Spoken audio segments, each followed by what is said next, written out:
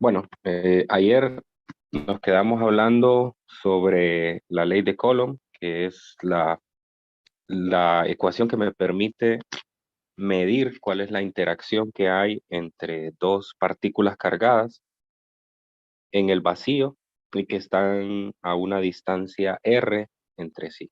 Vimos que esa fuerza puede ser de atracción o de repulsión y pues, pues bueno, la idea de hoy es que vamos a aplicarlo en algunos problemas y pues conocer cuáles son los detalles para la solución de estos ejercicios.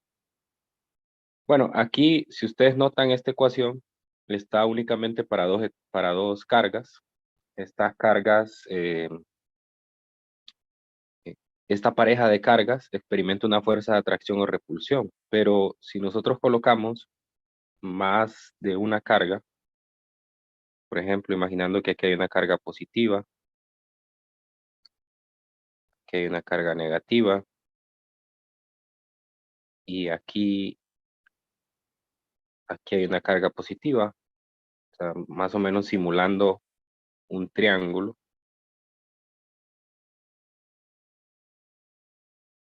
Cada carga está en las esquinas del triángulo.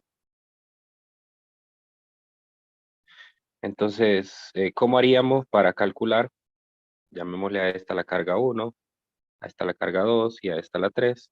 ¿Cómo haríamos para calcular la fuerza que ejercen todas las cargas sobre Q1, por ejemplo? Esta sería la pregunta que nos hacemos. Eh, Podemos definir aquí un valor R12, aquí un R23 y aquí un R13, ¿no? De manera que, pues, para esta situación habría que utilizar la información del triángulo, como ser los ángulos, los lados del triángulo para poder saber eh, cuál es esa fuerza. Entonces, aquí es donde entra una generalización de la ecuación anterior. Y a esto se le conoce como el principio de superposición. A ver si recuerdan un poco el primer parcial cuando vimos la superposición de ondas.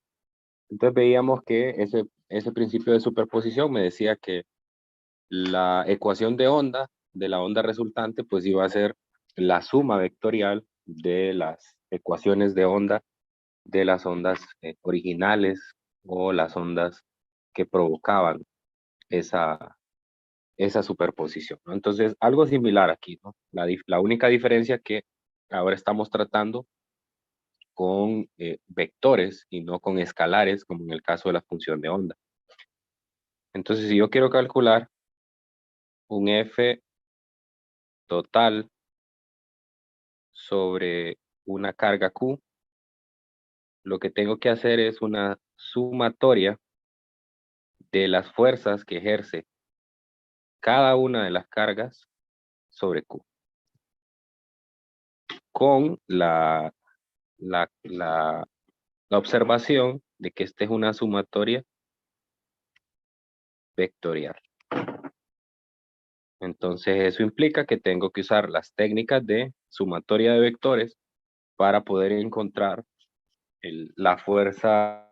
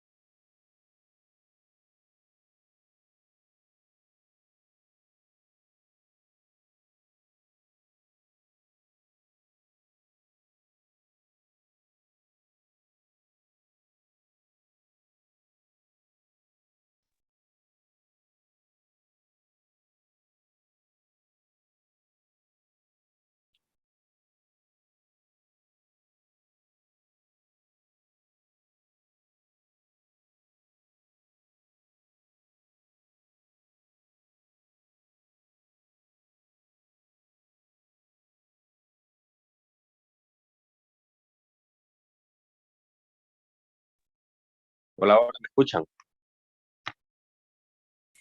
Sí, Sí. Félix se le escucha. Sí, ya se le escucha. Ok, no sé qué pasó, creo que tuve un fallo ahí con el Zoom. Bueno, entonces sigamos. Ok, entonces les mencionaba que para poder encontrar la resultante de las fuerzas, gracias. Para encontrar la resultante de las fuerzas, pues necesito hacer todo el proceso de sumatoria de vectores, descomponer los vectores en sus componentes X y Y. Normalmente vamos a trabajar en coordenadas cartesianas bidimensionales y luego pues ya encontrando las componentes, pues sumar componentes en misma dirección y luego encontrar pues magnitud y dirección del vector. Vamos a buscar algún ejercicio aquí del libro para poner en práctica esto. Vamos a ver el libro.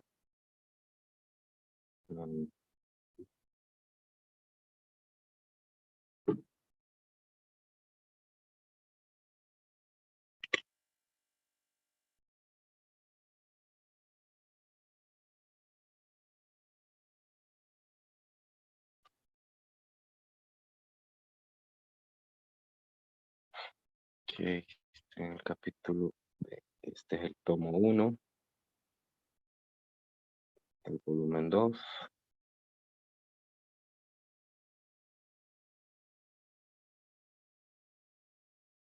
Capítulo 21.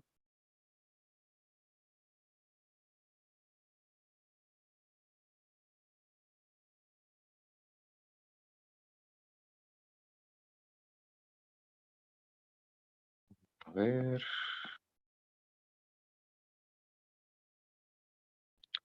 Ok, estamos en la sección 21.3.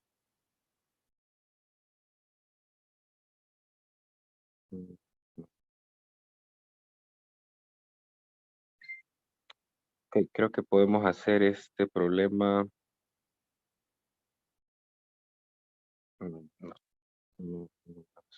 Tres puntuales. Aquí está. Podemos hacer el número 15. El 21.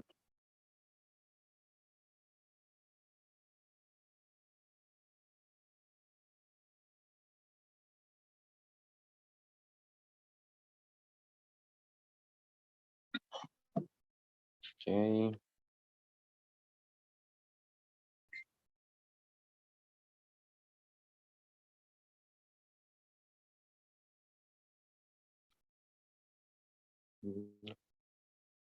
¿Qué pasó con la captura que puedo decir?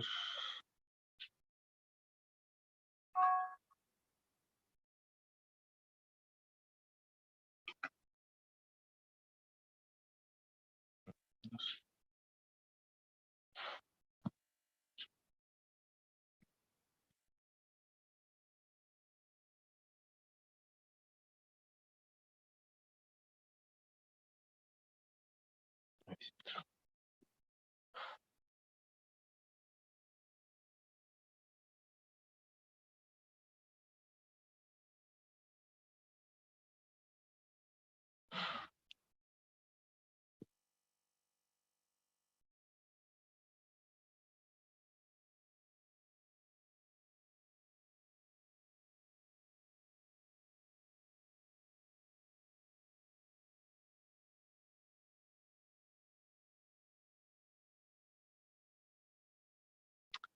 No, no. Este. No, creo que no. Tiene que ser uno más simple.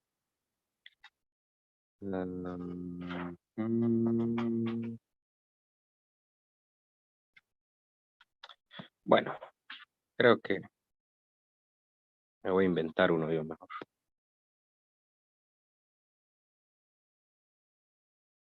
Sí. Bueno, vamos a trabajar entonces con este que me inventé aquí.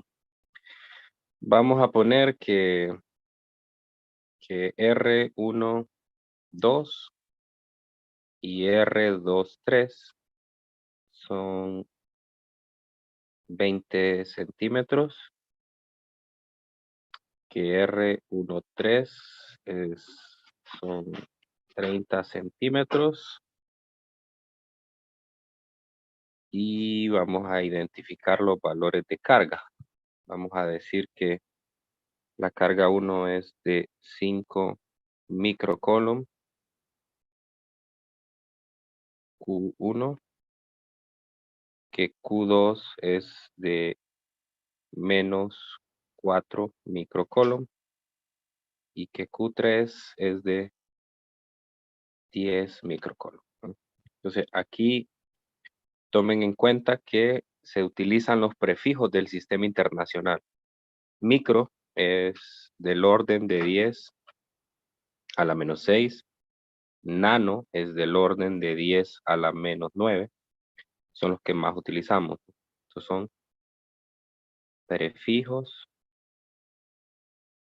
del sistema internacional. Muy bien, entonces voy a traer esta figura para abajo.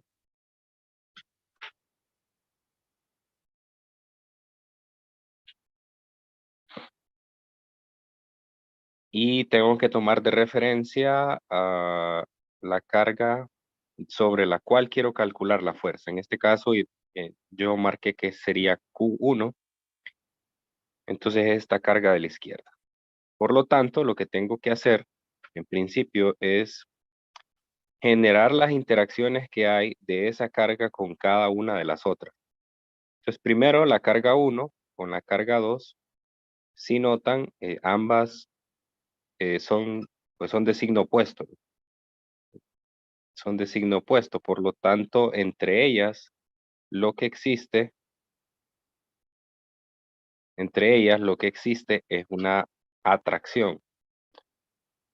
Así que vamos a usar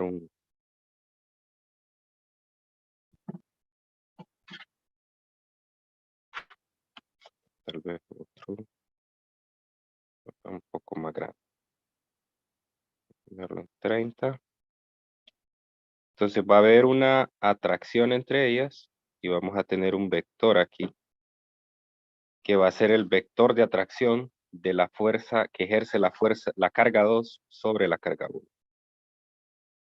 Y entre la carga 1 y la carga 3 hay una repulsión. Entonces eso va a generar sobre la carga 1 una fuerza que va a tender a alejarla, ¿no? Entonces esta fuerza se va a llamar F31, la fuerza que ejerce la carga 3 sobre la carga 1, y esta fuerza se va a llamar F21, la fuerza que ejerce la carga 2 sobre la carga 1. Bueno, entonces si sacamos aparte esto en un sistema de coordenadas centrado en la carga de referencia, que es la carga 1, entonces vamos a tener un vector hacia acá, que sería F21. Y aquí va a haber un ángulo, que le voy a llamar θ 21 también. O sea, es el ángulo que se genera entre la carga para la fuerza 2,1. Y voy a tener aquí otra fuerza, que sería F31, que está a un ángulo de 180 grados. Entonces, bueno, de lo que se trata es que yo haga una suma vectorial, es decir, F total es igual a F21 más F31. F21 más F31. ¿Okay? Entonces, hay que hacer siempre la aclaración de que esta es una suma vectorial. Y no me voy a cansar de repetir eso, porque un error frecuente en los exámenes es que pues omiten la parte vectorial y suman como que si fueran escalares, como que estuviera sumando 5 más 8, como que estuviera sumando 2 más 1, y eso no puede ser así con los vectores. Recuerde que los vectores le va a aplicar una técnica de sumatoria de vectores, es decir, una técnica ya sea gráfica o una técnica analítica. En este caso nosotros por precisión preferimos, y bueno, nos ahorra también tiempo, usamos una técnica analítica que es la suma de componentes. Bueno, lo primero que implica una suma vectorial por componentes es encontrar la magnitud y la dirección de cada uno de ellos. O sea que lo que yo necesito primero es escribir el vector F21 en forma de componentes. O sea, F21 en X más F21 en Y. Es decir, escribirlo en forma de componentes, ¿verdad? Y aquí de lo que se trata es que usted calcule estas componentes. ¿Ok? Y lo mismo para F31. F31 en X más F31 en Y. Y entonces después, esta es como la suma que nos enseñan en la escuela, ¿verdad? La suma vertical, es decir, voy a sumar la componente en X con la componente en X y la componente en Y con la componente en Y. Y esto me va a dar un vector resultante, donde voy a tener un vector resultante en X, con componente en X, y una componente en Y también, ¿no? Entonces, y ahí ya termina, digamos, el proceso de sumatoria. Entonces, lo primero que debo de hacer es encontrar esas 4 componentes que están ahí.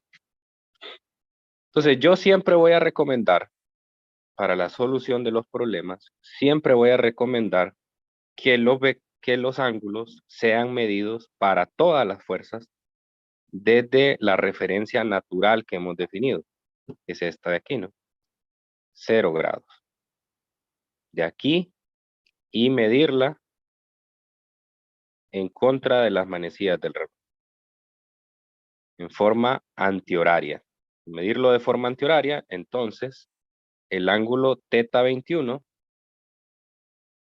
es un ángulo que está en el primer cuadrante, o sea, está entre 0 y 90, y el ángulo θ, que no lo escribí aquí, pero implícitamente se sabe que está aquí, F31, θ31, pues son 180 grados, medido desde la referencia natural.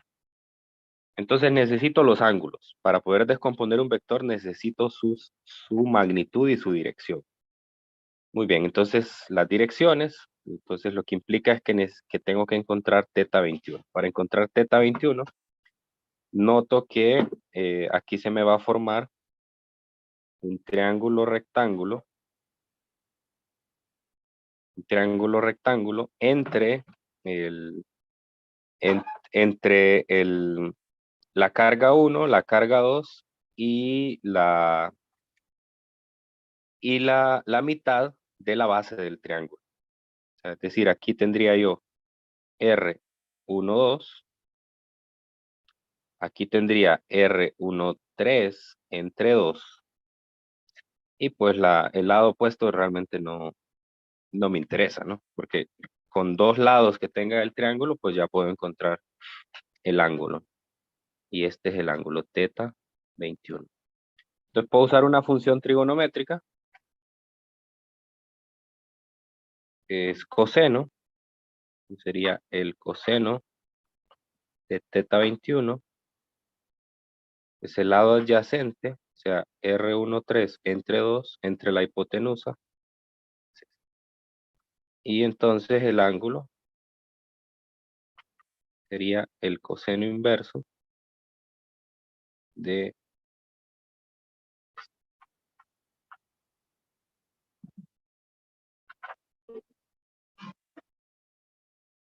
Ok, ¿cuánto da ese ángulo?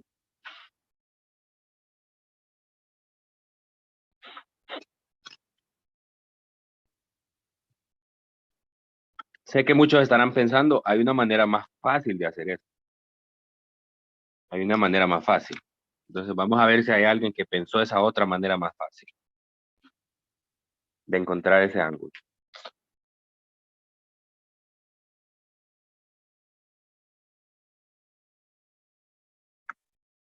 ¿Qué tipo de triángulo es ese que tengo ahí?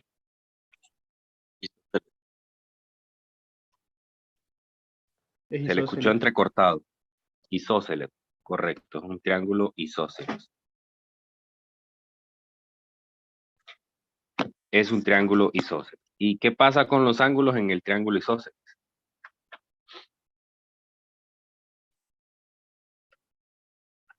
¿Cómo son los ángulos?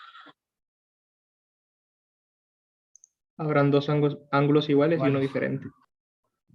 Correcto, correcto. Entonces, esa es otra manera de ver. Normalmente podemos utilizar la geometría del triángulo para poder encontrarlo, ¿no? Entonces, recuerden los valores, R13 son 30 centímetros, entonces sería el coseno inverso de 15 entre 20. ¿Cuánto da eso?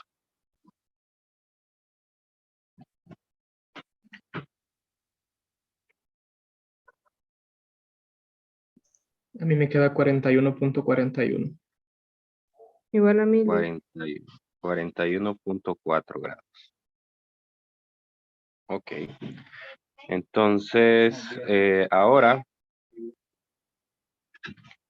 lo que vamos a hacer, ya que tenemos los ángulos, pues lo que vamos a hacer es hacer la descomposición. Ok, entonces F21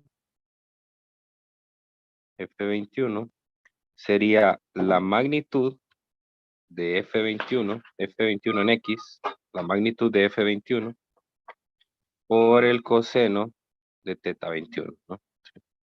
Entonces, magnitud por coseno del ángulo, ¿no? Luego F21 en Y sería F21 por el seno de teta 21.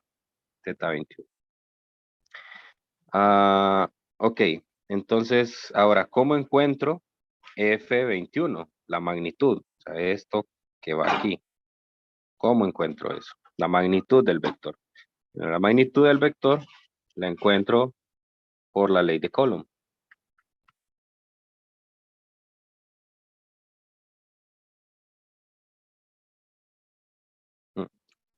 Sí. Ok, entonces uso esta ecuación y eso me va a permitir encontrar la magnitud. Entonces, F21 es igual a 1 sobre 4pi epsilon sub 0, la carga 1 por la carga 2 entre R12, nada más así. Es en forma, omitiendo el vector unitario porque pues esto es una magnitud de la fuerza. Así que ahora sustituyo, prefiero utilizar el 9 por 10 a la 9. Recuerdan que tenía dos opciones aquí. Usar toda la sustitución, 1 sobre 4 pi por epsilon 0, que es 8.85 por 10 a la menos 12. O sustituir todo eso por un 9 por 10 a la 9. Newton por metro cuadrado sobre Coulomb cuadrado. Luego multiplico, cuidado ahí con esas barras de valor absoluto, multiplico las cargas. La carga 1 es de 5 microcoulomb.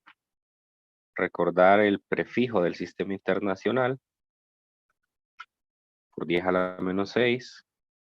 Y la carga 2 es de menos 4. No voy a poner el signo por las barras de valor absoluto. Más el signo ya fue incluido cuando usted dibujó estos vectores iniciales, que son los vectores de atracción o repulsión. O sea, en ese momento usted ya está incluyendo los signos. Así que si usted vuelve a meter aquí los signos, entonces está contradiciendo su vector. Y luego esto lo divido entre la distancia al cuadrado. La distancia al cuadrado R12 es de 20 centímetros. O sea, 0.20 metros al cuadrado. Bueno, aquí me faltaron las unidades arriba, pero son colom y colom. ¿Cuánto da eso?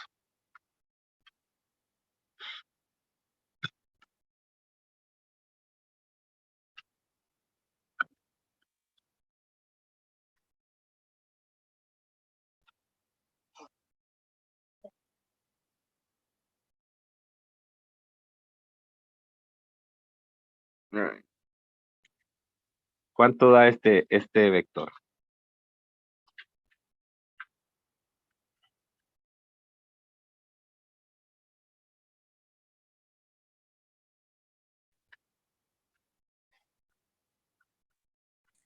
$4.5 A mí también. newtons. 5. 4.5. Sí. Sí, Así, sin más. 4.5 Newton. newtons. newtons. Ok, bueno. Entonces ahora tiene que poner aquí 4.5 newtons por el coseno de 41.4 grados. 4.5 newtons por el seno de 41.4 grados. Bueno, vayan calculando esos dos mientras yo también voy escribiendo aquí cómo quedaría la otra fuerza, que sería F31. 1 sobre 4pi epsilon sub 0. La carga 1 por la carga 3, R13. Entonces sería 9 por 10 a la 9.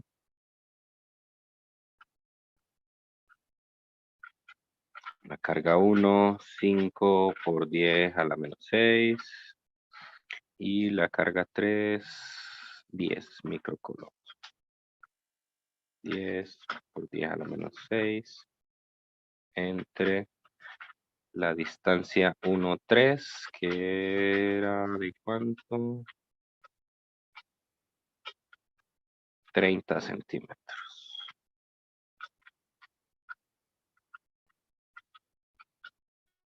Ok, ¿cuánto dieron las componentes de F21? 3.38. ¿Cuánto? 3.38. 3.38 newtons. La componente en X y la componente en Y. 2.98. 2.98, gracias. Y ahora calculemos F31. Hay que hacer lo mismo que en el caso anterior. Para F31. F31 en X es F31 por el coseno de teta 31, F31Y, F31, seno de 31.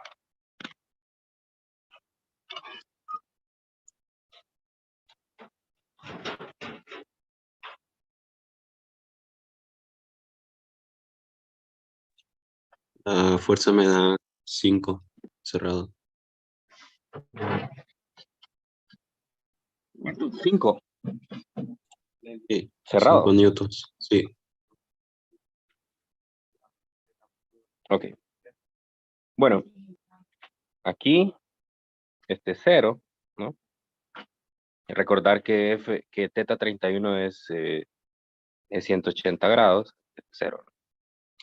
Y aquí, el coseno de 180, pues es -1, por lo tanto solo tengo que multiplicar por un menos a F31, o sea, sería -5 newtons. Bueno, ahora ya tengo las 4 componentes, la de F21 y las de F31. Ahora lo que hago es esto que tengo precisamente aquí a la izquierda. Aquí a la izquierda es hacer esa suma de las componentes. Entonces lo voy a escribir precisamente así. F21 va a ser 3.38 newtons en X más 2.98 en y F31 pues será -5 newtons más 0 en Y. Y sumo. Entonces, el F total o el F resultante sería, ¿cuánto es 3.38 menos 5?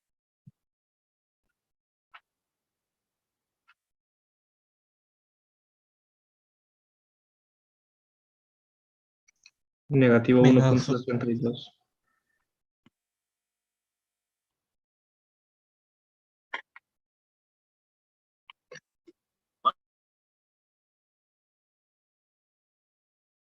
menos 1.62.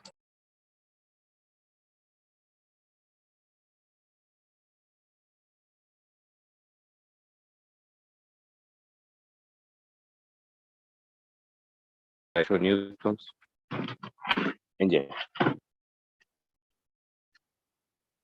Ok. Entonces, ahí tengo mi respuesta ya.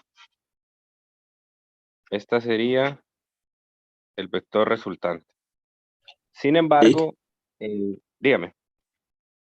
¿Por qué cambió los signos ahí? Que no sé. Ah, es más, ¿verdad? Sí, es más. Claro. Y el otro A sería ver, negativo, creo. no, este es negativo y el otro es positivo, ¿no? Sí. Sí, sí, porque acuérdese que tenemos un vector que viene aquí en el primer cuadrante y otro vector que viene aquí en el segundo cuadrante. Entonces, lo que esto me está diciendo es que el resultante viene en el segundo cuadrante, porque es en el segundo cuadrante donde la componente en X es negativa y la componente en Y es positiva. Entonces, este sería F resultante, este sería F12 y este sería F13. Bien, entonces lo usual es no quedarse con esa forma vectorial. Esto que tengo aquí es la forma en componentes del vector. Entonces, normalmente lo que queremos hacer es convertir esto a componentes, perdón, a encontrar magnitud y dirección. Entonces, para encontrar la magnitud, pues el valor absoluto del vector resultante, uso Pitágoras, menos 1.62 newtons al cuadrado, más 2.98 newtons al cuadrado. Y para encontrar la dirección, pues uso el tangente inverso de 2.98 newtons entre 1.62.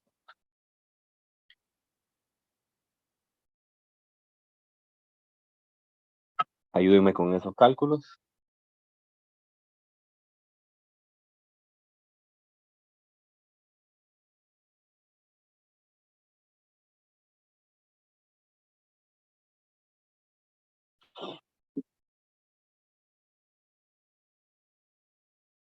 La magnitud es 3.39. 3.39 newtons. ¿Y la dirección? La dirección va a salir negativa, pero ese negativo lo que significa es que estoy midiendo para acá, en contra de las manecillas del reloj. Entonces, lo que hay que hacer es encontrar el otro ángulo, ¿verdad? Medido desde cero. ¿Cuánto da en el cálculo? Negativo 61.47. ¿Ok? Lo cual habría que restarle a 180 esto. 180 menos 61.47 para tener el ángulo desde cero. O sea, puede decir esto, pero tiene que decir medido desde X negativo. Si lo quieren medir desde X positivo, entonces tendría que hacer pues la resta ahí. ¿Cuánto da el otro? 118.53. Correcto. Correcto. Bueno, entonces ese es el procedimiento que hay que seguir. Vamos a repasar los pasos. Aquí empieza el problema. Este, como les digo, no es un problema de libros. Me lo inventé para no perder tiempo porque no encontré uno ahí rápido que se ajustara a lo que a aplicar el principio de superposición. Ahí quería uno más completo donde tuviera que encontrar ángulos, distancias. Lo primero es aquí. Este sería, digamos, el paso 1. Paso 1. El paso 1 implica que usted dibuje, bueno, no me va a caber ahí poner todo lo que es, ¿verdad? Pero ustedes en sus apuntes escriban lo que les voy a decir. El paso 1 sería dibujar, porque no siempre vamos a tener una figura. Entonces, dibujar la configuración de cargas. O sea, es decir, si en el problema me describen que las cargas están ubicadas en las esquinas de un triángulo isósceles, así como en este caso, probablemente no me den la figura, solo me digan eso, ¿no? La carga 1 está en la esquina izquierda del triángulo isósceles, la carga 2 está en la esquina superior, y la carga 3 está en la esquina derecha. Entonces, pues lo que le correspondería sería hacer un dibujo de la configuración. Luego, si el problema ya le da una numeración de cargas, pues qué bueno, ¿no? Si no, usted identifique las cargas. No importa el orden en el que lo identifique, yo lo hice de esta manera, 1, 2 y 3, pero eso es indistinto, o sea, usted puede ponerlo en cualquier orden, ¿no? Y podría ser que el problema, como no le identifica los números de las cargas, solo le diga calcule la fuerza resultante sobre la carga de 5 microcoulombs. O podría, si ya tiene una numeración, decirle calcule sobre la carga 1. Entonces, además de identificar con números las cargas, hay que ponerle cuál es el valor de carga de cada una. Hay que poner también las distancias que hay entre cargas, el R12, R23, R13.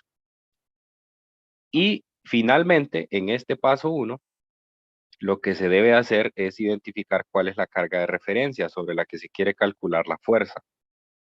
Entonces, eso implica que usted haga interactuar la carga de referencia con cada una de las cargas que tiene, con la 2 y la 3 en este caso. Y que identifique cuál es el signo que hay entre ellas. Por ejemplo, R12 es, tengo una carga positiva y una carga negativa, por lo tanto, hay una atracción. Entonces, ayer identificamos que las atracciones eran radiales y que las repulsiones eran radiales y que las atracciones eran antirradiales. Entonces, radiales significa que la fuerza tiende a alejar las cargas Y antirradial significa que la fuerza tiende a juntar a las cargas. Entonces, como aquí entre 1 y 2 hay una atracción, la fuerza es antirradial, o sea, tiende a juntarlas. Solo hay dos opciones aquí, radial o antirradial. O sea, va en la línea que las une o en contra de la línea que las une. La carga 1 y 3, ambas son positivas, por lo tanto va a haber una repulsión. Entonces la fuerza debe de ir radial, o sea, de manera que aleje a las cargas. Entonces, una vez identifique esas fuerzas, es conveniente, como lo hice yo aquí a la derecha, sacar en limpio esas fuerzas como para poder observar mejor cuál es la sumatoria de vectores que tiene que hacer.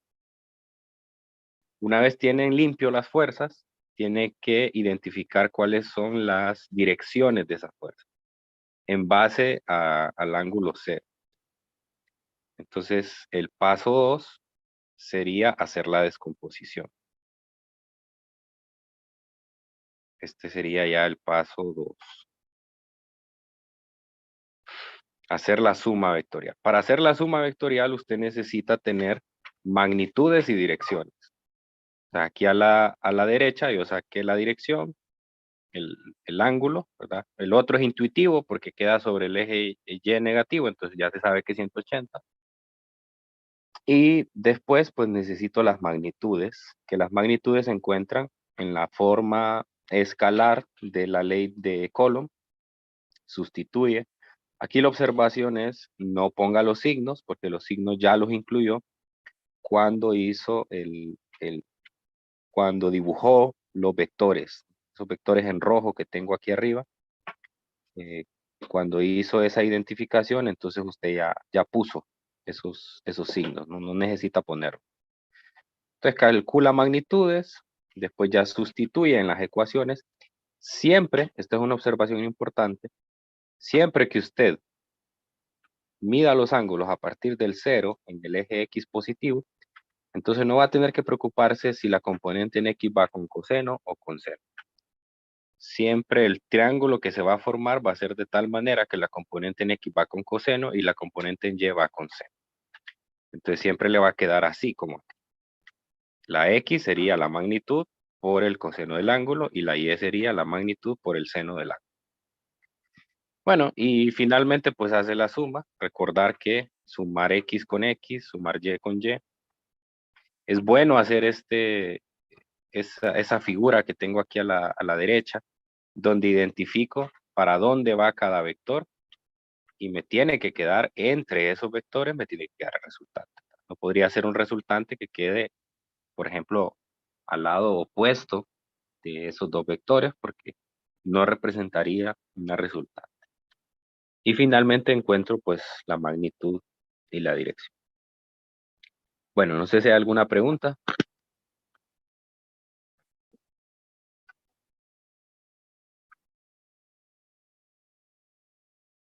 ¿Está clara la solución de este tipo de problemas?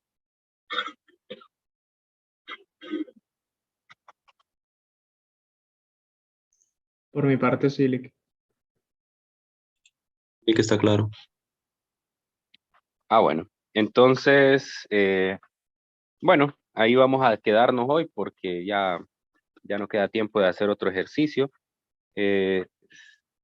Espero, sí se lo voy a asignar para que ustedes lo resuelvan o traten de resolverlo en casa y mañana lo revisamos. El problema que vamos a hacer es el número 21.15. La sugerencia de uno de sus compañeros, vamos a hacer esto un poco más frecuente.